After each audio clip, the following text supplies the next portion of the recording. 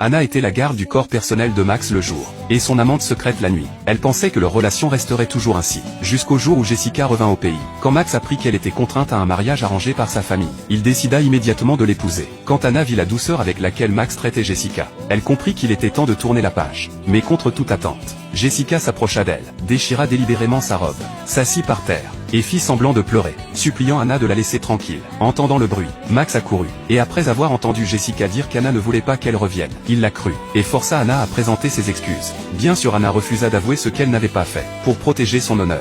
Max, en tant que chef de famille, ordonna à Anna de s'agenouiller. En tant que garde du corps, Anna n'eut d'autre choix que d'obéir, et elle resta à genoux dans le hall toute la nuit. Ce n'est qu'au petit matin que Max envoya son assistant avec des médicaments pour ses blessures. À ce moment-là, Anna reçut également un message de sa part, disant qu'il était désolé pour ce qui s'était passé la veille. Anna savait qu'il avait tout compris, mais pour lui, elle n'était qu'une personne sans importance. Et cette compassion tardive, elle n'en avait plus besoin. Ensuite, Anna retourna au salon, et demanda à son grand-père de la laisser partir. Voyant sa détermination, son grand-père lui dit « Si tu parviens à guérir la jambe de Max, je te laisserai partir. » Anna accepta. Rapidement, elle demanda à l'assistant de rassembler des informations, et apprit que le seul capable de guérir la jambe de Max était le docteur miracle George. George acceptait rarement des patients, mais Anna décida malgré tout de tout tenter. Juste au moment où elle s'apprêtait à partir, Max arriva avec Jessica. Il ordonna froidement à Anna de servir de garde du corps à Jessica et de la protéger personnellement. Anna voulait refuser, mais quand il utilisa l'autorité de son grand-père pour faire pression sur elle, elle n'eut d'autre choix que d'accepter en serrant les dents. Ce soir-là, Jessica prétendit que son chat avait disparu et demanda à Anna de le chercher. Pendant qu'Anna cherchait dans la cour, elle entendit soudain Jessica crier depuis l'intérieur. Anna se précipita à l'intérieur, pour découvrir le chat congelé dans le réfrigérateur. Mais Jessica rejeta tout sur Anna. Entendant cela, Anna se défendit immédiatement, disant qu'elle avait cherché le chat dehors tout ce temps. Mais avant qu'elle ne puisse finir, Max la gifla, puis ordonna à ses hommes de la jeter dans la piscine, en lui disant de ressentir ce que c'est d'être glacé. L'assistant se demanda pourquoi Max ne laissait même pas Anna s'expliquer. Mais Max connaissait en réalité la vérité depuis le début. Il voulait simplement utiliser cet incident pour briser la fierté d'Anna, afin qu'elle reste docilement à ses côtés. Il ne savait pas que cela ne ferait que l'éloigner davantage. Quand Anna se réveilla à nouveau, elle se retrouva à l'hôpital.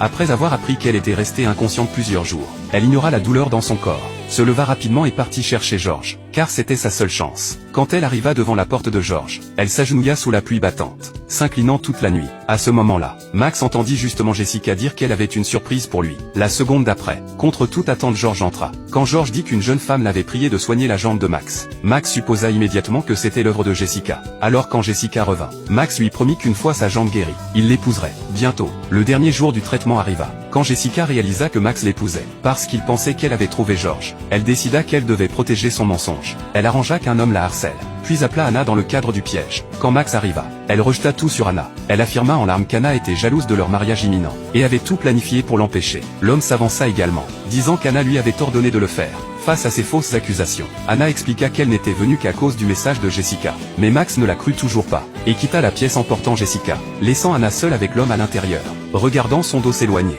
Anna perdit tout espoir. Le lendemain, Max était à l'hôpital s'occupant de Jessica encore secouée, quand son assistant se précipita, lui disant qu'Anna s'était suicidée en sautant dans le vide. Max ne pouvait y croire. Il courut chez lui demander à son grand-père, expliquant qu'il avait laissé Anna derrière la nuit dernière, parce qu'il savait qu'elle pouvait gérer ses hommes, alors que Jessica était trop faible, donc il devait la protéger en premier. Son grand-père regarda son visage agité, et demanda s'il y avait une autre raison pour laquelle il défendait tant Jessica. Entendant cela, Max dit « Jessica a non seulement défié sa famille pour moi, mais elle a aussi amené George pour soigner ma jambe. » Après avoir entendu cela, le grand-père devint furieux, et dit qu'il l'avait complètement mal jugé, et se maudit d'avoir choisi un tel imbécile comme héritier. Max ne comprenait pas ce qu'il voulait dire, mais quand il vit la vidéo que son grand-père lui tendit, il réalisa que c'était Anna qui s'était agenouillée toute la nuit sous la pluie, suppliant George de venir soigner sa jambe. Max fut complètement choqué et paniqué.